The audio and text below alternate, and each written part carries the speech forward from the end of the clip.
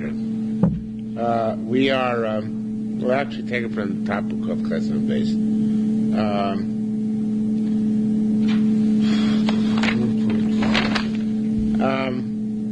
Hey, you know what? Since you're the only one here, I might as well take it from the bottom. Kuf Chesed Ralph. We'll catch you up a little bit.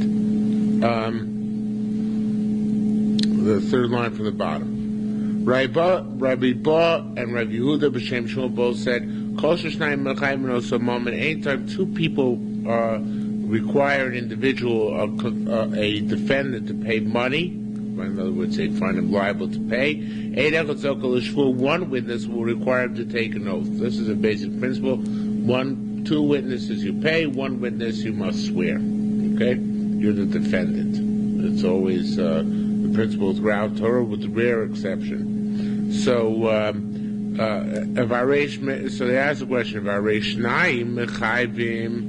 two people make you liable for karka. In other words, if they say that you stole some land, you got to give it back, and yet in the same scenario, if one witness comes along and says you stole land, you don't take an oath, right? So it says it's axiomatic by us. There's no shvuah by real estate. There's only shvuah by metaltlin. So that's not a parallel case, not a good case. So the knas, two people make you liable to a fine, right? So make you liable to a fine would seem that one person should also make you liable for an oath. We know it's not true. One person does not make you liable for an oath in terms of fines. So again, there's no shvuah by a knas. Also, pruta. What about two people make you liable for a pruta? In other words, they can make you liable to pay a pruta, and it should be instead of a cheni, one does not make you take an oath on a pruta. Now the reason is because, how do we know that that's so? Because it says it's ninon. We learned shvuas dayanim. The shvuah which dayanim impose on an individual, which is the class case of moedim and miktas, where somebody concedes, a partial confession to whatever he's being claimed. We learned that shvuah dayanim ataina shtei kesef. The claim must be at least $2 silver, v'odaya shavar pruta, and the concession must be, in order to be liable in shvuah, must be a shavar pruta. It must be a shavar pruta. Now, that's how we're focusing on. We're focusing on is the claim. In other words, if you have a case where two witnesses make you liable, so two witnesses make you liable no matter what the amount is. There's no small claims court limitation on how small the court case can be. But here we see that if there's a responsibility generated for a shvuah outside of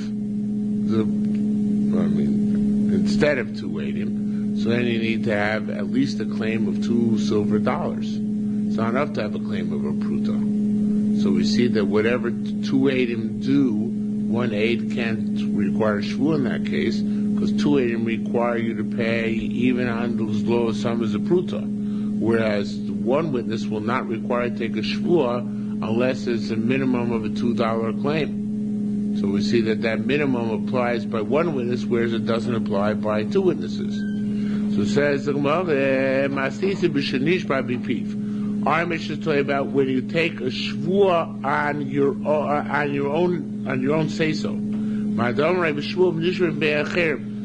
Rabbi Shmuel said about 8 echad is even if 8 echad is where the shvuah is claimed for somebody else. Meaning, it's a very big chiddush the Gemara says, and Rav Chis is going to argue in it. But he says that even though when you concede on your own, there has to be that the claim was at least $2 silver, and you concede a pruta of that. But where somebody else requires you to take a shvuah, because there's an 8 echad, in that case, even if the 8 echad is mechayev you less than $2, whatever is mechayev, you have to take a shvuah. In other words, don't think that the parameters of 8 echad are similar to the parameters of you yourself. You yourself, locked in battle with your plaintiff, The plaintiff has to claim $2, and you have to concede whatever you concede in order to be a chayav b'shvuah moed b'miktas. But where there's Adam involved, one witness involved, so that no matter what the shiur is, he ready is mechayev you to take a shvuah. It doesn't matter. In other words, even if the plaintiff is claiming one pruta, and Eid testifies on his behalf, you already have to take a shvuah against that. Okay? So actually what it comes out, which is actually the way halacha goes in this matter, it comes out that there are three types of shvuahs d'oraisa. Actually, it's two types of shvuahs d'oraisa. There's three types of chiyuv d'oraisa. One chiyuv d'oraisa is two witnesses. Two witnesses make you chayav, period, whatever they testify. The other type of chiyuv is a chiyuv shvuah by moed b'miktas. By moed b'miktas, it's only you. The claim was at least $2 silver, and the confession was a pruta.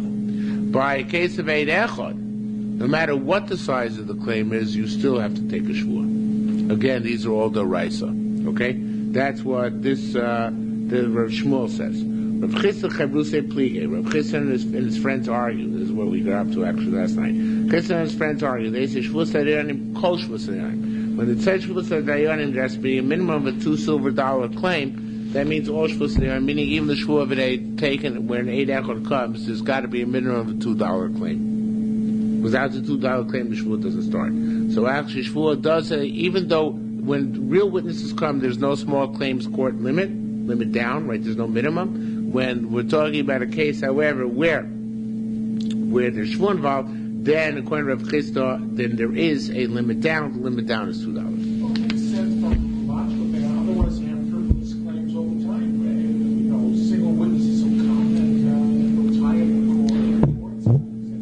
No, you're right. There is logic to it, right? That we don't want to have frivolous suits requiring shvuah. It certainly does make sense. I'm not denying that. Okay. Beats me.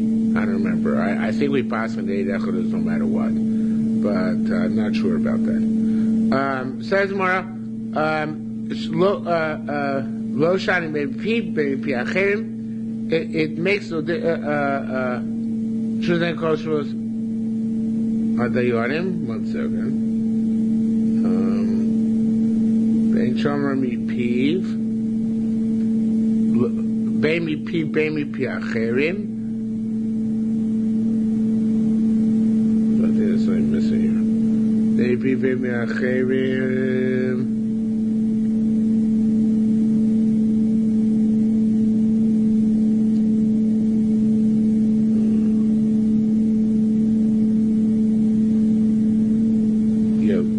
It should be right. The plain motion changed. I missed it when I was preparing. It should be lo shai bepi v'chein lanu chai v'achetei atayna. It should be shtei kesef here. It should say shtei kesef. It should be that the taina is $2, and the doya can be a shavar fruta. So that's like we said. In order to prevent frivolous lawsuits, there has to be a minimum claim. Okay. Rabbi Yochanan said, let's say I claim that you stole something from me. Eino chayev. The other guy is not required to take a shvuah unless he partially concedes the point. The chochavrei pligin alavi, and everybody argues on this and says not true. Even if he's not moed b'miktas, he still is liable to a shvuah. Says Gemara, wait a minute. Ma mekayim kol chavroi. What do all the friends of Rabbi Yochanan do with that which says in pasuk? But it says that Asher Yomar ki huzeh. He says it's like this, meaning that the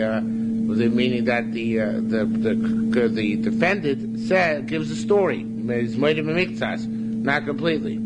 So it says ki Yomar ki huzeh, which is talking about moed b'miktas. And it's obviously talking about also a case where it's talking about Nizgana, because it says even between a moment it was a case strictly of a monetary claim without a gneva, but in that case we say Yishalim Shnayim L'Reu, you pay 2 to your friend, and there it says Yishalim Shnayim L'Reu.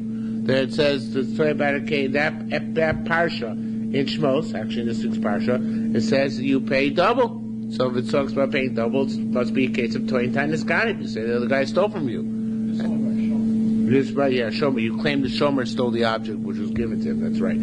So if that's the case, it's a raya against the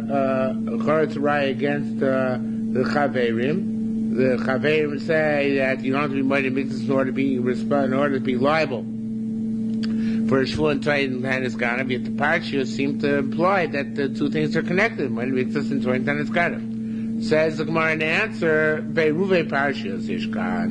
No, the parshas are mixed up. But this is a standard thing also in the Bavli, that even though it seems like it's toyin and iskanav, and we're talking about a kiki uzeh, the mighty mixes the context of the toyin and iskanav, it's not the case at all. The parshas are mixed up. In other words, there's several issues being discussed here, several strands which are not necessarily connected. And over Rabbi Zeira, and Rabbi Zeira takes this line, takes a step further. He says, you're not liable until in the denial there's $2, besides the confession. Meaning it's not, meaning you have to claim $2 in a pruta, and he concedes a pruta. Because he holds not that the claim has to be $2, but rather that the gap has to be $2, the gap between the claim and what you concede. So now, how do you learn that out, right? Obviously, this is not. If you're going to learn that the parsha say about toyin and iskanav, there's no way of learning it out from the parsha. So it says the Gemara, rather isuk ki chavroid Rabbi Yochanan. If you learn the friends Rabbi Yochanan, that even though it's talking about Kneva on the parsha, it's also talking about separately the concept of Moed Miktas, and the two strands work independently. Okay? Now, getting back to our Mishnah. Monali biyadcha. Yeah, well, the case our Mishnah gave, it says, you owe me $100, and that's what the plaintiff says. The defendant says, Ein lecha biyadi, you don't have any money in my hands. So he's exempt, the Mishnah said. In other words, that's the concept which we call kofer hakol. He denied everything. Kofer hakol doesn't make a shvuah. So the Gemara says, what's going on here? If you look kamali biyadcha, ein lecha biyadi parta, why did they pick $100 tafka? Right? Now the truth is, I'm not so misballed from the question, right? $100 is a it's a standard claim. But then when I look at the story, why they pick a claim $100? So it says the Gemara, Belakini, I'll tell you. This is the way to learn it. Manali biyadcha, ein lecha biyadi ela pruta chayav. We want to say the flip side. So the flip side is, you might have a miktas, even a pruta you're liable. Now that's a shtickle chiddush, because a mana is $100 and a pruta is a penny. I mean, obviously not exactly, but you got the idea. So the chora, if I claim for you $100, you concede to me a penny. It's not meina taina.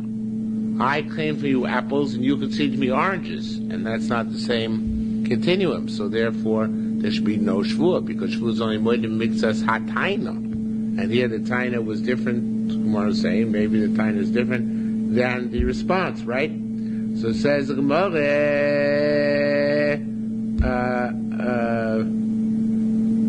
Rav Rabbi Yochanan Tarvai. Well, actually, the Gemara actually stops here. This is the Gemara says that even if you respond to pruta, you're still liable. And the reason is actually going to come later on clear. That when mana doesn't refer to specific coins, it refers to amount. And pruta refers to, although it seems to refer to a coin, also refers to an amount. And therefore, the amount, the small amount out of a large amount, can be construed as much miktas. So how do we hold if it's a miktas, it's like, it can't be less than the full amount? Less than half? Yeah. It could be anything, as long as it's sharp. Right. We're going to get into great detail. There's a few minutes, but there's a longer sharputa. The question is only in the claim, really, but the confession can even be sharputa. So it says the Gemara, Rav Rabbi Yochanan, Armi Tarayu, Rav Rabbi Yochanan, they both said, Tarayu Armi, they both said, V'hu shehilva be'edim. This is only if you loan with witnesses, and that there's such a concept of meidim and miktas. But if you loan the money without witnesses, right? There were no witnesses, so we have a migo, and here we have to throw in a line which comes up from later on, and it should be really here. The shbiach l'shater so for the over here.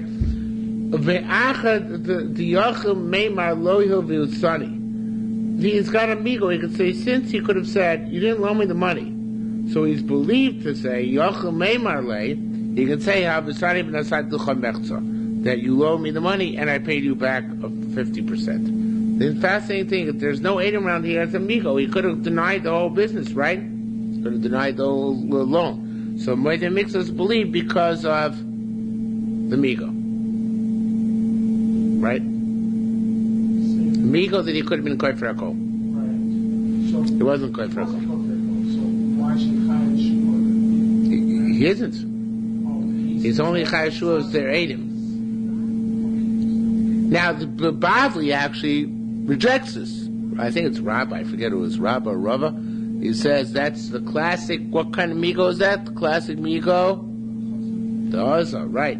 Because, look, we don't say Migo, because, lo Chatzif Inish, a person's not brazen enough to say to his Baal Chov, to say to his creditor, well, I don't know you anything. So therefore he wants to get out of it by being Moed B'Miktzas.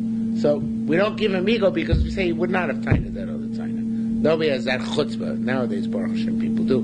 But the old days, nobody has the chutzpah to get up and say, I deny everything. So therefore, the Migo loses credibility. But Rabbi Yochanan held in this Migo. So therefore, the only time you don't have this Migo, when it's Migo b'makom Edom. When the witness is around. And the witnesses say, you can't deny the loan altogether because we testified that the loan occurred. So then that deprives you of the Migo. Rav Yehuda said, and we had this line earlier in the Masechta, but there the Shara Teisro changed the Girsa out of existence. But here it's quite explicit. He says, Ein Tapel Chav Tezmav, Ein Oiber B'Mamon Me'achar. We don't say by money Me'achar. What does he do? Me'achar is the same thing in Yerushalmi Shavuos as Migo. Me'achar means since, just like in Aramaic, Migo means since. So, an interesting, he holds that there's no such thing as Migo by Dinei Moments. You can't respond to a taina via Migo.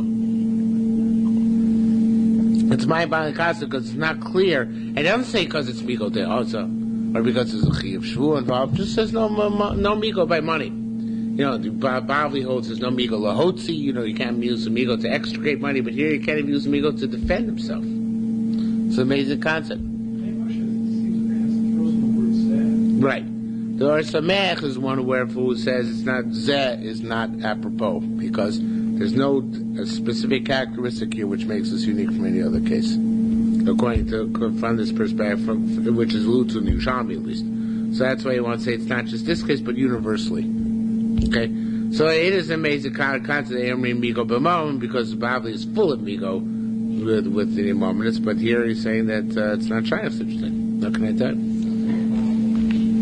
Bottom line, it certainly is bottom line for one of the two people. Well, it's more strict. You can't get out of monetary obligations.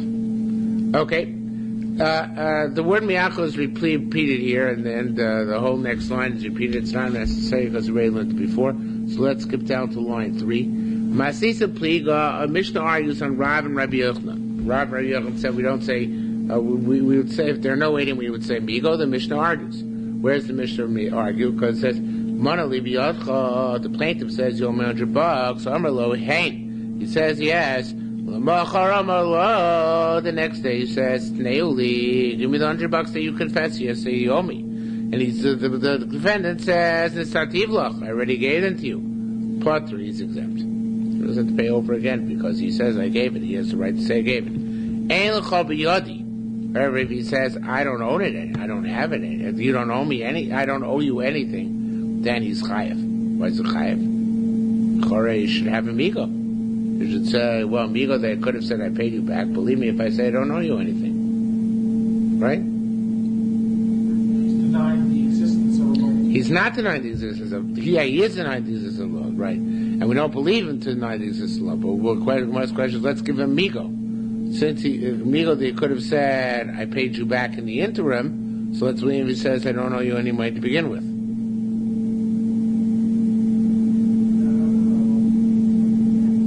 It's also crazy. Yeah, but Rav and Rabbi Yochanan both said that you do say Migo. Remember, the brazen issue did not enter the discussion, Yerushalmi. So they said, as long as there's no witnesses, you can say Migo. So here you see that you don't say Migo. You can't say Migo, right? So because it says here, You don't say that Ein L'cha Biyadi is potter because you could have said Nesati V'lach, so much you don't say Miko by money. And the Rabbi Yochanan there's a kasha.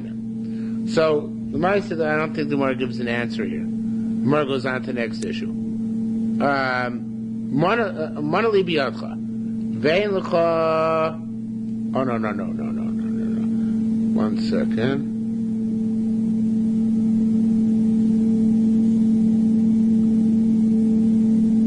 No. Okay. Monali biyadcha. This is basically a case which well, let's see. Monali biyadcha. Your man bucks ein l'cha biyadi. No, I don't know you. Thing. Asi Amar. Ravasi said, if you loan your money, if your friend money, always pay back with witnesses, which is a solid precaution anyway, right? But Neven, the Gemara says, now let's skip down to right before the Mishnah. The line for the Mishnah. The following Mishnah, we haven't learned it, it argues on Ravasi. It says, Manali biyadcha. The guy claims you owe me $100. The other guy concedes, says yes. The next day he says to him, give it back to me. So he retorts, Nisati v'lecha, I already gave it to you, right? Potter. So he's exempt. Ein l'cha biyadi, if he claims I don't have it anymore, which we just learned a moment ago, he's chayav, because that is not believed. Now the question is, in this case, that why should he believe to say Nesativ L'cha? If you always have to pay back with Eidim, so then you didn't pay back with Eidim, so you should have no credibility, right? Ravasi just said, whenever you pay back with Eidim. So has a guy ever believed to say Nesativ L'cha? He shouldn't be believed. So now let's go back to the line before this. This is all from the Mashbiach. Rabbi Yavin said, no, you misunderstand Ravasi. He said, of course it didn't mean that you always pay back with this. Mil Sadasi, what Asi meant to say is that Amav Chavel paid. If the initial loan was contracted with witnesses, then lo yafsu obeyed him. Then you have to return with witnesses. If the initial loan was contracted without the benefit of witnesses, you don't need witnesses to give it back. Okay? Why the distinction? Because obviously in one case, much more likely to come to a court case, so therefore, much more likely to provide evidence in a court case, so therefore, you want to ensure that, the evidence is accurate and not biased. In the case, there's really no assumption of evidence because the whole loan took place not in front of Adam, so now you don't have to pay back in front of Adam either. Okay? Mishnah base. Monali biyokha. A guy says, you owe me $100. Amalohain, he says, yes, I owe it to you. Well, we just learned this twice. And the next day he says, Snaily, the creditor comes to then and says, pay me. The Sati says, I paid you back already. Potter is exempt. Why is he exempt?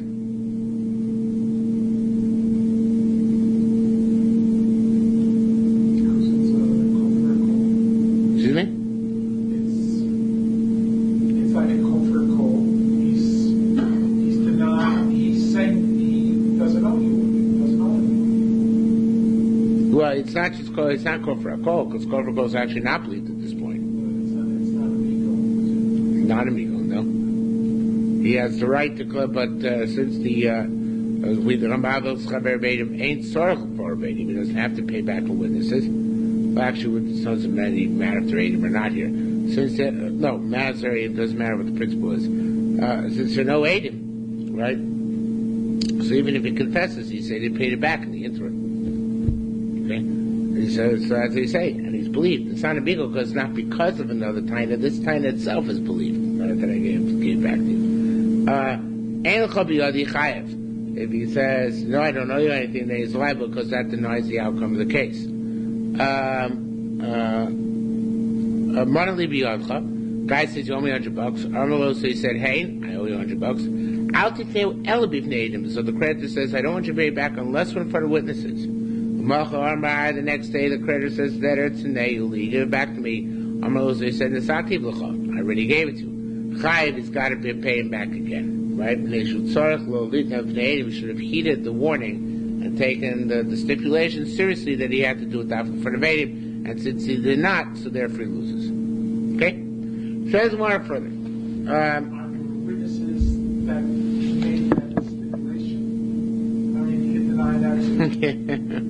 I assume that there are. Cute. Okay, I assume that the same witnesses make that situation. Amrei Rabun said, now here, this is going on the last part of the mission where it says, don't give it to me in front of, unless the raid involved. Okay, it says, no, don't get it in front of the raid involved. So Rabun, derech bnei odom lavos chavreim shelo v'eidim. The normal derech of people, or what people usually do, is that even though they loan money without witnesses, when it comes to collecting money, they bring witnesses along. Okay? Loan money without witnesses, they collect with witnesses. So it says, Monali biyotcha,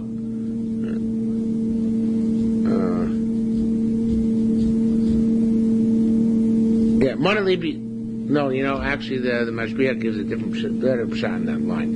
He says here that the reason why this line is brought down is in order to give the Malva a koyach, which otherwise wouldn't have, because we want to give the Malva the capacity to say that to require witnesses later on, even though he didn't require witnesses on the initial loan.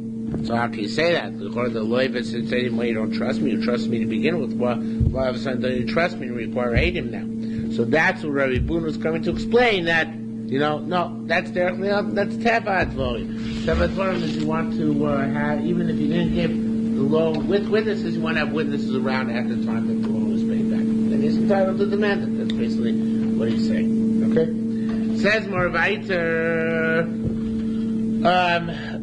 The guy says, you owe me $100. V'amar lo, and he says, hey, yes, alti daily, ela bifnei ploni, new fact which you didn't have till now. Don't give it back to me, don't pay it back unless we're in front of specific people, Reuven and Shimon. L'machar amar lo t'neili, the next day he says, give it to me, Reuven and Shimon are here. He says, Nasati v'cho, I already gave it to you, right? The debtor says I already gave it to you. Chayim, he's liable. Because he's supposed to give it back in front of witnesses, and he didn't. Says Mara, okay, so fine. So imagine this case where he said, I already gave it to you in front of witnesses. So Talibar Kapor learned for a price. No. That's not enough. In that case, specifically, if you mention witnesses, God, specifically people, Mamad, Ploini, and Ploini, whenever so and so and so there are there. Okay? So says Maragat Machod, Amalema, Ploni and Ploni. So says Mara, what about if he says, I already gave it in front of Reuven and Shimon? Yitaka says, yeah, I knew I was supposed to give it in front of Reuven and Shimon, and I did. So says Mara Nachanami, in that case, you know what the halach is? Rabbi Baba, Rav Nuna, and Rav Plata, Barabba, B'Shem Rav said, Maisa Bolifnei Rebbe. Such a case came from Rabbi Yudah Nasi. Varma said, well, Yavo, Ploni. And Achlame, until he said, we won't accept the validity of this document until the Eidim come, the Eidim which you stipulated that it should be delivered in front of them. Okay, says Gemara Reisha Bo B'Shtar Chazaka. It's kind of off on a tangent. Let's say a guy comes to court and he wants to use as many arrows from his quiver as possible. So what does he say? So he says, I have a star, and I've been there for 3 years to boot. Like belted suspenders. He doesn't need both. But he says, I have a star, and I've been there for 3 years to boot. Okay? So it says more, Rabina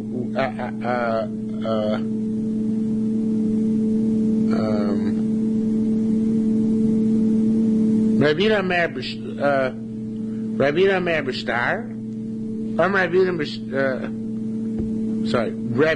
Rebbe Amar Yodam B'Shtar. Sorry, my mistake. Rebbe says you judge the case on the basis of the document. You judge the case on the basis of his being there 3 years. Rabbi Yirmiyah said, Maisa Bolifnei should be in front of Rebbe V'Hoira. The case in front of Rebbe, and he passed him Shin Gamliel, which means that you use the Chazaka, not the star. So says the Gemara, Rabbi Yirmiyah boy, and this is a little bit irrelevant to our style of learning, but the Mashbiach says Rabbi Yirmiyah in the line before, Rabbi Yirmiyah in this line are not the same Rabbi Yirmiyah. One's Rabbi Yirmiyah, the other's Rabbi Yirmiyah. Okay? So Rabbi Yirmiyah boy, Rabbi Zera, Ma Mechalva she does to the Rebbe. I understand the Rebbe contradicts himself. Taman Amar Yodam Ishtar. There he says, use the document, meaning in the case where, in the case we have Adim sign on the document, not sign. Yeah, but Adim signed the document. So he says, go follow the document, right? Those Yodam Ishtar V'Komar, yet here he said Yodam Chazaka. He says that you should use the Chazaka. So which one is it? So it says the Gemara, Neymar, let's say it should be ad the Chazer Bey. Says Gemara, perhaps he reneged. In other words, right, once he felt one way, that he used the star, and then he changed his mind, came out to Gamliel and says he used the Chazaka. Says Gemara, no. Va'afilu Tamer, you even say, turn the page, be the low Chazor Bey. Again, according to Shar Ter Souls, change of gears, so much be it, no, Rabbi did not change his mind. He says the primary issue is always the, Rabbi, what's the primary issue? Chazaka. Alright, so why do you ask verification of the star? Says Gemara, he's care of meticulous diet. He wanted to see, the guy claims he's a star, let's see if he's got a star, let's see if he's pulling my leg and calling my bluff. So he really need to use a star, he really doesn't use the star. He uses the chazaka, but it's like cross-examination. You want to see if the guy's telling the truth or not, let him produce a star if he claims he's a star. Okay? Why would chazaka be more reliable than star? Star's a piece of paper, and it has signed by witnesses. Chazaka, you have to... You can't forge a chazaka. But you have to get witnesses to say that he's been here for 3 years. Right, it is a chiddush because conventional wisdom has it that star replaces chazaka, or chazaka replaces star, but nevertheless chazaka is much easier to prove. That's what I'm guessing. You have to dig up 2 witnesses and say the Ruvain's been living up this long. Yeah, but how do you sustain a star? It's a piece of paper that's signed. But it's probably much harder to find those signatures to verify the star. That's what I would say. It's like the What? It's like Well, whatever Eidim are, Eidim Chasim or Eidim Masir, it's going to be hard to find, right? But to document the star is to document the chazaka. Since it's such a public thing, it should be a relatively easy thing to do. Okay, Mafsik Machmasono. If somebody is holding out the property because he has a document, the bill of sale, Benim says Pesula, it's after the bill of sale was null and void. Ena chazaka. It's not going to be a valid chazaka. Which makes sense because obviously if the document is no good, so the rest of the chazaka built on that document should be no good as well. So it says Rabbi Shmuel, Rabbi Yirmiyah Amar Machlokas. Rabbi Yirmiyah says no, it's Machlokas. Actually, Machlokas, what the thing is, when the owner is found possible whether he loses chazaka or not. So basically, the issue is, he had a star, he had a chazaka. Does he undermine the star, undermine the chazaka as well, which is what you would expect from Shin Gamliel. But the shah is going to Rebbe. Okay? Says the Gemara, it's Divrei HaKol. Well, how's it Divrei HaKol? I'm Rabbi Yossi who said, Tamon b'bo b'shtar v'chazaka. Over there, he comes with star and chazaka, and he's got to prove both. Hacha here, b'bo b'shtar. Here they only came with the document. Actually, it's the other way around.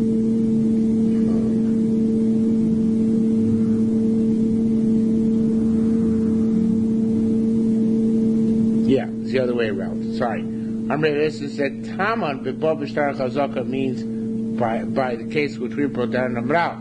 You have a star and a chazaka. Since you have a star and a chazaka, so you have to verify them or not use them. Hacha here b'bo b'shtar.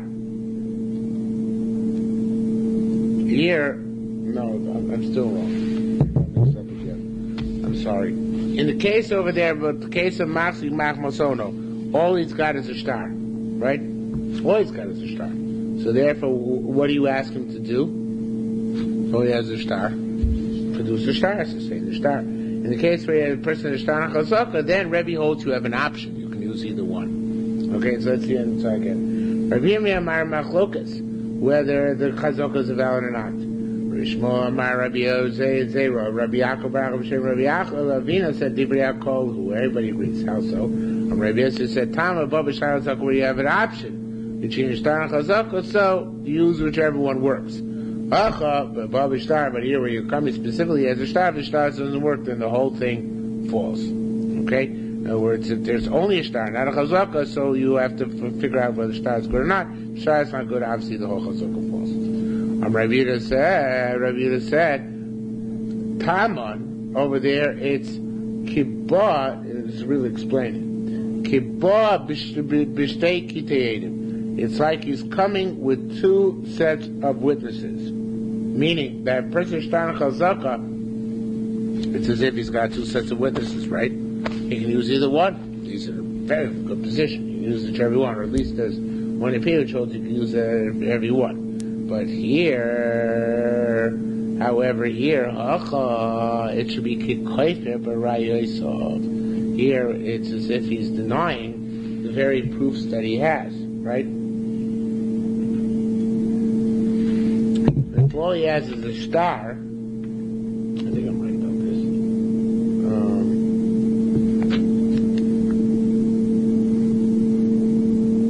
All he has is a star. It's found to be psula.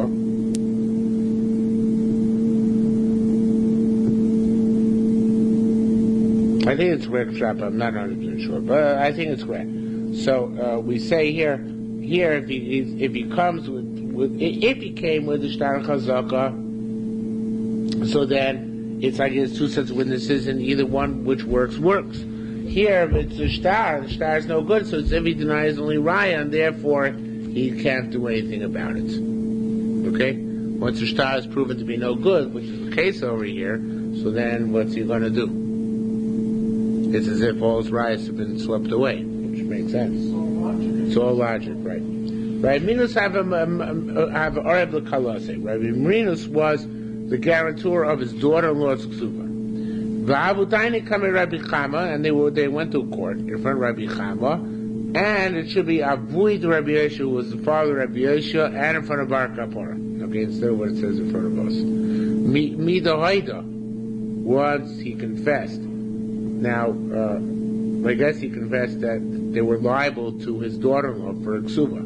So Midahoida, once he confessed, they said to him, give. So Shol Rabbi Chia Rabbah. So they asked Rabbi Chia Rabbah, I don't understand. Why does he have to give? The Chodesh shouldn't have to give. Because in this case,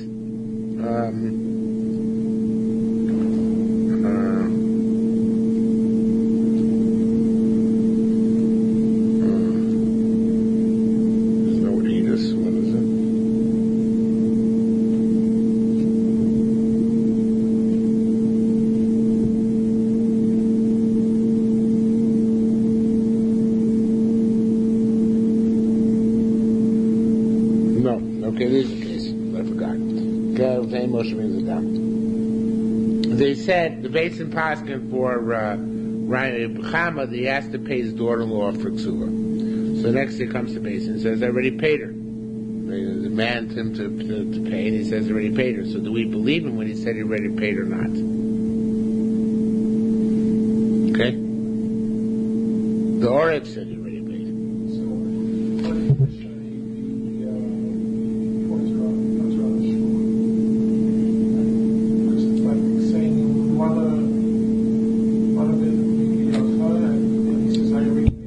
should be potter, right? Should be potter. Good point. Says more, no. Shoy Rabbi Chia Rabbi. Rabbi Chia asked Sholem Rabbi Chia Ruba. They asked Rabbi Chia the Great, and Rabbi Chia the Great asked Shoy Rabbi Chia the Rabbi, and he said, Mitzchai based on somebody is liable to pay as a court penalty. Locally money you can't say already paid. He has to have eidim that already paid. My locally menu. Why is that? So Rabbi Shur Shem Rabbi Yochanan. Why is it strength Rabbi Yochanan? Name Rabbi Yochanan. If a person believes pays on his own, Neman Lomar Nasati, he's believed to say I gave because his credibility hasn't suffered any lasting damage yet. But if you only know that he's liable because other people have come and told you that he's liable, so then, in that case, he has no credibility. And if he has no credibility, so then, even though Basin said it's chayiv and he claims that he paid promptly, he needs proof that he paid. Is this because of the ksuba that alone? What? That's because first he put up a smoke screen. Because he wouldn't pay until he slept the basin. So ever since he wouldn't pay until he slept the basin, so therefore it's kind of like a fine against him. You say, even if you claim a claim which would work under normal conditions, you already demonstrated yourself to be of questionable, reputation. So therefore you have to actually pay, unless you have 80. So that's what he says. Rabun Bakano Amar Guna said Apish Shavuos came. Shavuos, same thing. It's interesting. Halacha. Mao Apish Shavuos came. What's mean Apish Shavuos came? Rabbi Sherriel said Ime Atzmo Nish. A person takes an oath on his own. Neman Lomar Nishbati. He's allowed later on to say, I took an oath and we accept what he says at face value. Because he has Nemaras. Cherim, they go through from other people, so lo menu. So he doesn't have the capacity he doesn't have the capacity to The shiur was taken and based it. Yeah. So once the based it will testify or state that he made the shiur. So once this started not believing into the shiur.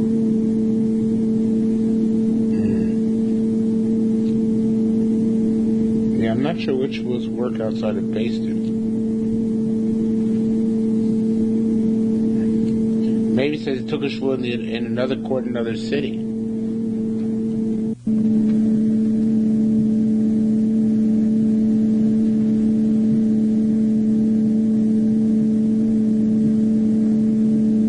But that is certainly the case, yeah. I'm just not sure. Your question is a good one. I'm not sure how it comes out that it took place outside of Basin. I mean, that's basically saying it has to be outside of Basin in order to be that he should be believed. But you're right, shvuah by definition is taken in Basin. So it's kind of a conundrum. At the same time, we're saying, well, he's believed that he didn't make come to Basin, didn't make the plaintiff come to Basin, so he's believed. Maybe it's something about when he came voluntarily. I don't know. Maybe it's something about since he came voluntarily to Basin to take the shvuah. That's why he's believed later on to say he took the shvuah. But he didn't claim voluntarily, he only came because he slept there, so then we don't believe him later on if he says he already took the shvuah. That's schwach. I don't know exactly what the parallel is. You're furrowing your brow. I'm trying to... It doesn't help very much, it really doesn't help. Yeah. So that's a boom that kind of said, Apish Shavuos came, Mao Apish Shavuos came, right? But if he comes his own volition, takes the shvuah on his own initiative, Loman Nishbati, subsequently is believed to say, I took an oath. If other people slept in local manner, doesn't have the right to any credibility. But we see what we do say is credibility is relative. It is a chiddush. We don't say exactly what's by shvuos. The main chiddush is that your credibility is in direct proportion to your original obduracy. If you originally, I don't know if that's the right word, but if you originally were obdurate, then the word means what it sounds. So, yeah, the originally were obdurate, recalcitrant, then you lose credibility. If you originally were not so obdurate, then you may have maintained a higher degree of credibility. The definition of obduracy is I paid you back already versus I never took the loan from you. No, that's not the definition. No, it's all how you respond to your initial taina. If the initial taina is yes, I owe you, then you're not being obdurate. Your initial response. If initial response is either I paid you back already, or I never owed you, then that's considered to be obdurate. Then you lose your credibility. If subsequently you're proven, of course, to be incorrect. Okay. Says the halacha further. Lichazav li biyadcha. You owe me a measure of, liters or whatever that is, a pound of gold. Ein l'cha biyadi el liter kesef. Only owe you a pound of silver. Potter is exempt. It's not might even mix us because he's planting apples and the other guy's just planting oranges. They're not the same commodity, right? But value-wise, It doesn't matter. That's the next case. Dinar zav yesh b'yadcha. If I claim you owe me a gold coin, ein l'ch b'yadi el dinar echad, and you respond, no, I only owe you a silver coin, el dinar kesef, I only owe you a silver coin, or a trace in a pundion or pruta, any of those coins, chayev shall come in matbeh echad. By coins, yes, they are the same. They're all in the same continuum called coins, but not by weight. Because by weight, weighted gold versus weighted silver are different commodities. Coins are all coins, but weights, bricks, the coins are different values. that doesn't matter, but their coins are all in the same continuum. There's more coins, less coins. We might actually going to discuss it at some length now. Okay? Shmona shows Zav Yesh Li B'Kis. Okay, now this is a case out of Tosefta and Ma'aser Sheni. Very much out of left field. The father's dying. He says to his son, you know what? I have 8 of gold in the pouch that belongs to Ma'aser Sheni. He doesn't know, nobody knows what the pouch is. And when they find the pouch,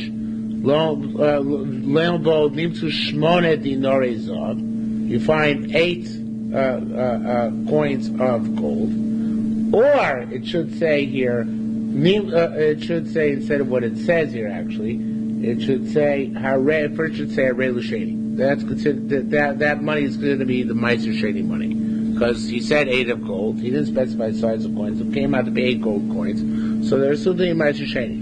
Then it should say Nimtzu Chamishim Sela or Mosayim Dinar. It was found instead of 8 gold coins, there are 50 sela there, or 200 dinar, which is the equivalent in smaller currency of 8 gold coins.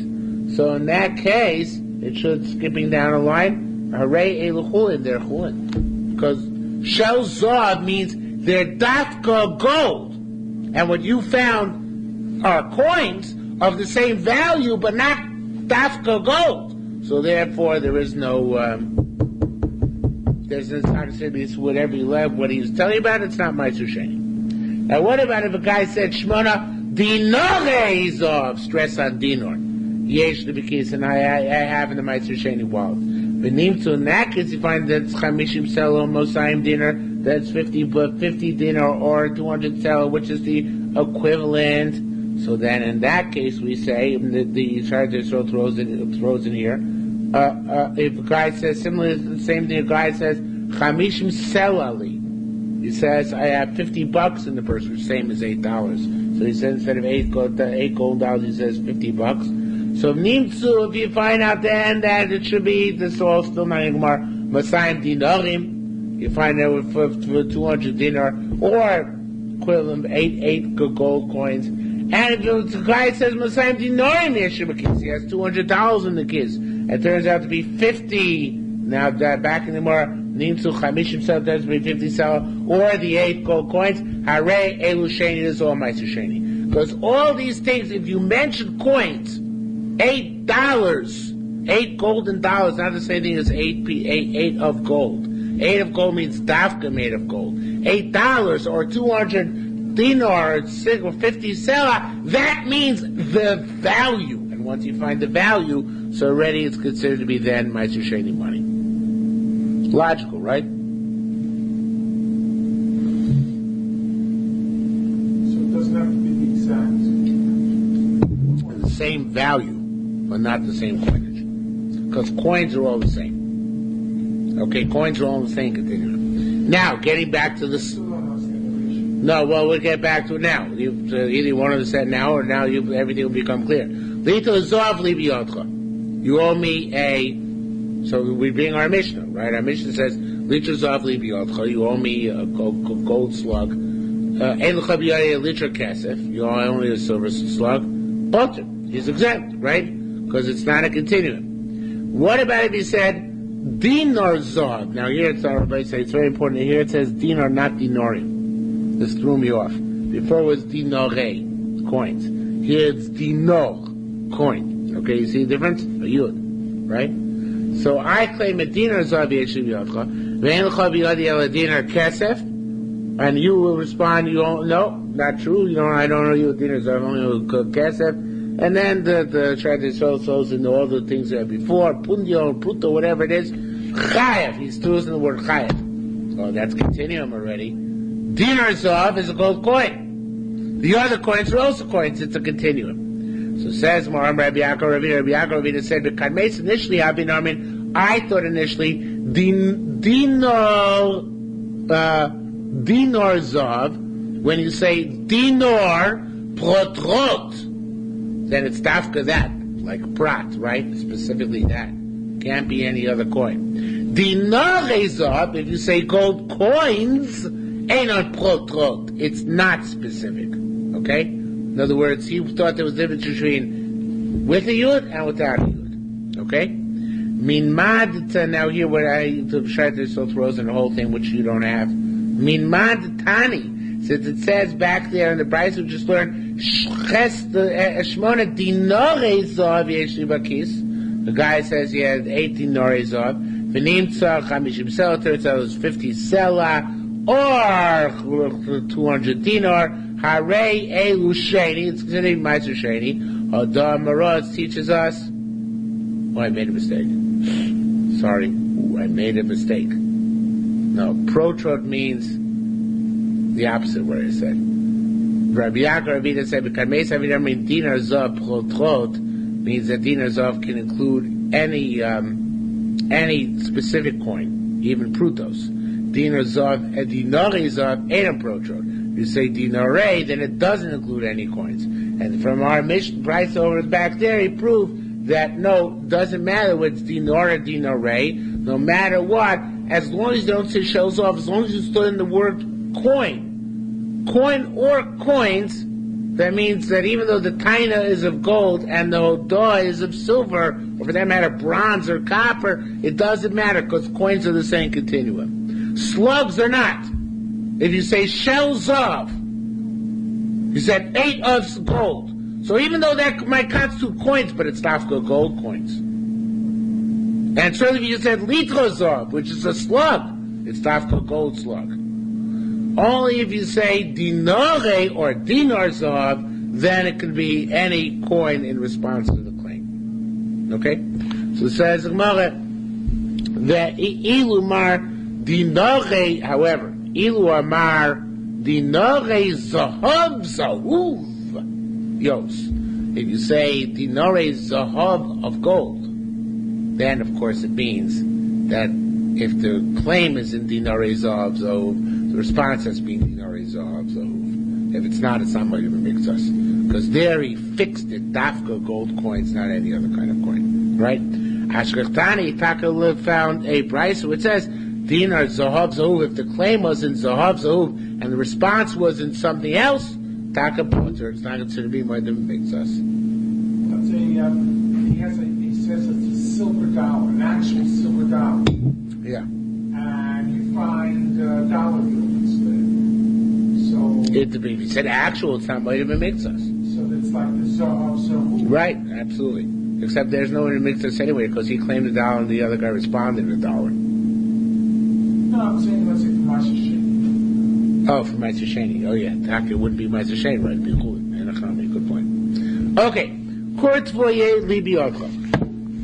You owe me a measure of grain. And let's look at this. Only owe you a half measure of legumes. Butter. It's not more than mixes. Not minat taina, right?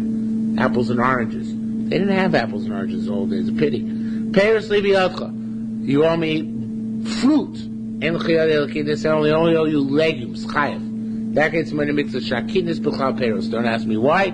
A legume is a kind of fruit. Okay, it's fruit of the bush. Tana chitim ayla b'sorim, the classic way that Gemara always puts it.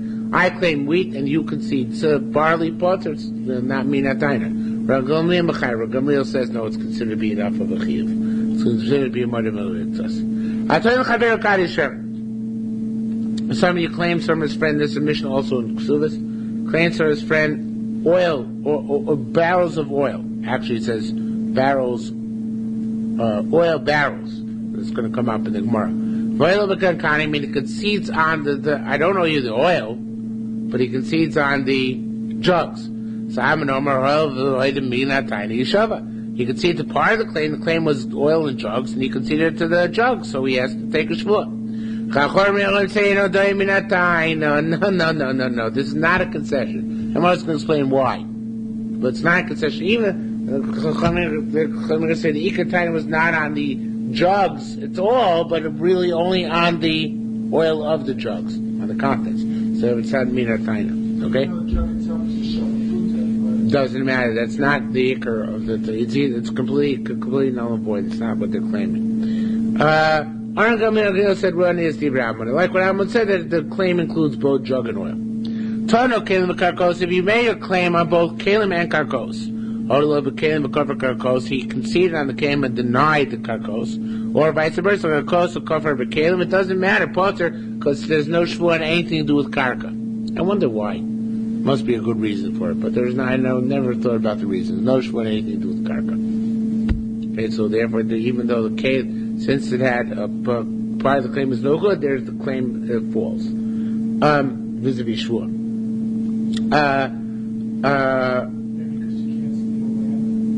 Excuse me? I don't know, so what? I'm not sure whether it should make a difference.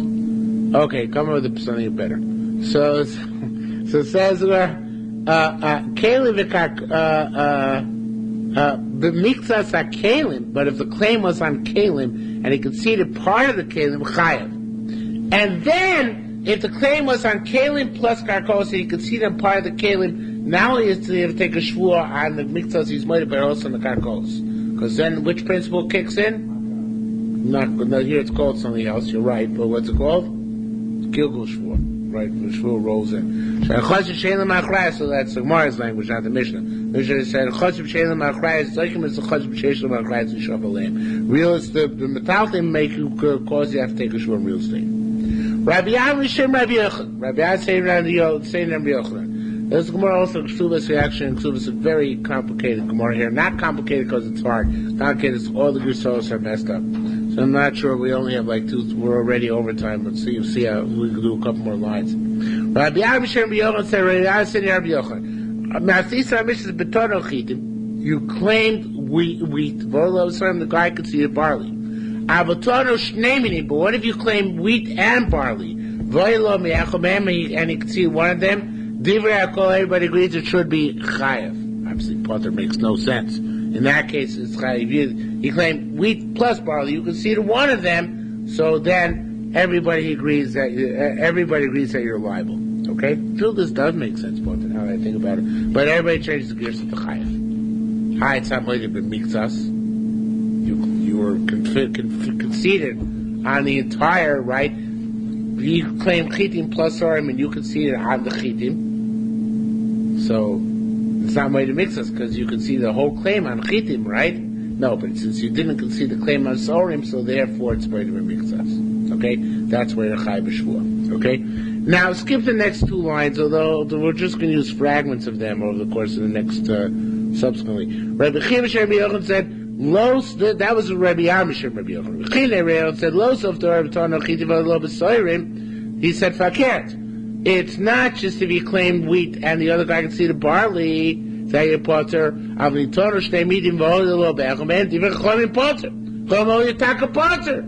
it's not by the mix us like we just said. You claim wheat and barley, and the other guy can see it's just wheat.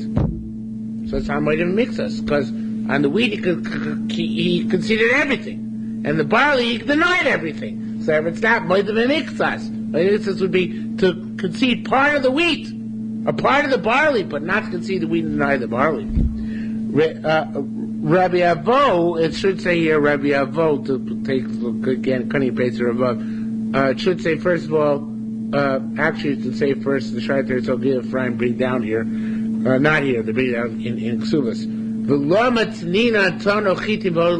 So why are we so say Be'er Chiddush. Our mission is this a puny Chiddush. It says, why? Claim wheat and you concede barley, so I'm Potter. Say much bigger Chiddush. Say I claim wheat and barley and you concede wheat. you're still potter. If that's true, what Rabbi Amit said, name Rabbi Yochanan, Rabbi Chia named Rabbi Yochanan, so it's a much bigger chiddush. That not only Tanu Chiti Vodel B'Sorim, not only apples and oranges and put not Moed Miklas, but if I claim apples plus oranges, and you can see only apples, that's still not Moed B'Miklas. That would be a much bigger chiddush. Why don't you say that? So it says the Gemara, again, according to, you don't have this girsa, Mishum Tini and Rabbi Gamliel B'Chayim. Now we want to say the chiddush and Rabbi Gamliel. Rabbi Gamliel holds that the flip side of Rabbi Gamliel's chiddush. This makes Rabbi Gamliel much more mind-boggling. If you had just told me that a case where I claim chitim and sorim, and you could see just chitim, the Rabbi Gamliel's B'Chayim Shavuos, so that would be, perhaps reasonable in my eyes. But what we want to say is the much greater chiddush, which Rabbi Gamliel says in our Mishnah, that if I claim wheat and you concede barley, that there's a shvuah even in that case. That's a much bigger chiddush from Rabbi Gamliel. Okay. Now Reish Lakish says, Rabbi Avo says Kadar Rabbi Ami. Avo says, like Rabbi Ami said, that Rabbi Yochanan does not hold in such a case that your potter rather chayv b'shvuah, tzanu chitim bus orim, and all of chitim yitaka chayv b'shvuah. Reish Lakish said, there the whole gears is messed up. Baruch Hashem, it's supposed to be like this. Masnisa, you know what? Maybe we'll leave it for tomorrow night because I'm ready, getting nervous. I didn't that tomorrow. All right, so we'll have to leave Reish Lakish for tomorrow night, and we'll come back to it.